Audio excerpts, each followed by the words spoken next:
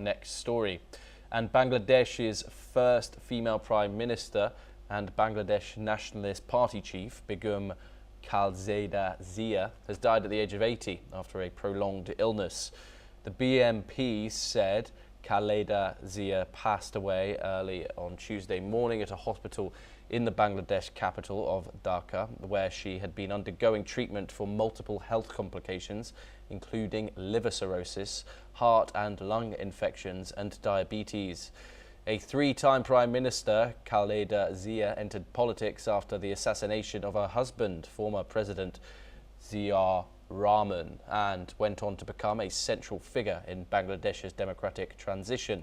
She was elected Prime Minister in 1991, becoming the country's first woman to hold the post, and later she served 2 more terms.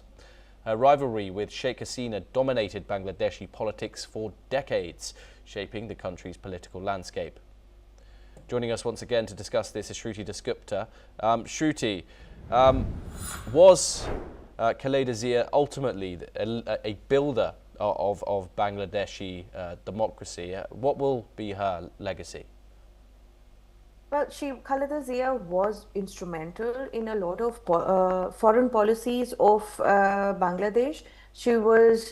Although she was held as a political prisoner when her husband revolted against the Pakistani army to form the independent Bangladesh, she still had a very soft corner towards Pakistan. In the absence of Awami League and Sheikh Hasina, the nation is left without actual voice which understands the reality of the times that they had lived through. So she, although she influenced the Pakistani soft corner, their entire party's motto was not Delhi, not Pindi, Bangladesh first, which basically refers to not Delhi, not Rawalpindi, but put Bangladesh first. So this is the legacy that Zia Rahman and Khaleda Zia left behind.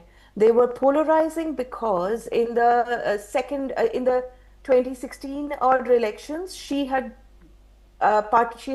formed a coalition with Jamaat-e-Islami, which denies the entire 1971 war and its realities. So for political power in the later years, the party, BNP and Khaleda Zia kind of broke away from their independent Bangladesh ideology and sided with this particular Jamaati group. So now, again, with her absence, her son has taken over BNP. He, of course, has also understood the realities of the particular war that both his parents fought for. She suffered an assassination of her husband. She became the first Prime Minister of Bangladesh. She herself is the legacy of Bangladesh. She touched people of Bangladesh in a way with her soft, docile, polite manner, as well as understanding the ground up politics of the nation. So there is definitely going to be a huge mourning that the nation is going to go through when the lady passes away. And there is going to be a bigger question of who's going to be the next Bangladeshi Prime Minister. In her absence, Yeah. BNP might feel a little lesser than what it was. And Shruti, of course, there's elections coming up. Without its iconic leader, does the BNP have a credible path forward? Well, BNPs have signed up with Inqilab Moncho, whose leader, Osman Hadi, was very popular. His death caused riots across the nation. So they have a popular front as well in coalition with them. Her son Tariq Rahman has also come back. All the cases against him have been dropped. And so he has filed for nomination in those 2 places.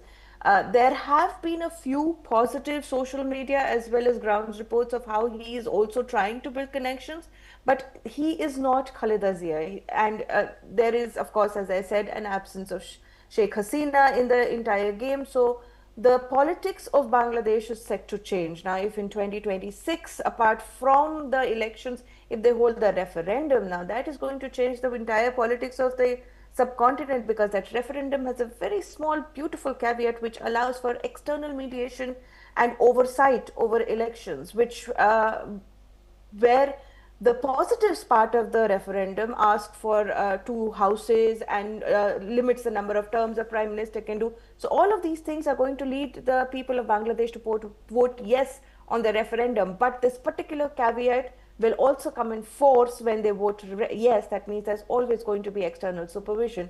For me, that means that probably Muhammad Yunus or somebody from outside will always be able to guide the politics and the policies of Bangladesh in the days to come if the referendum goes into force. Shruti Dasgupta, as always, it's a pleasure to speak to you. Thank you very much for joining us here on NewsX World.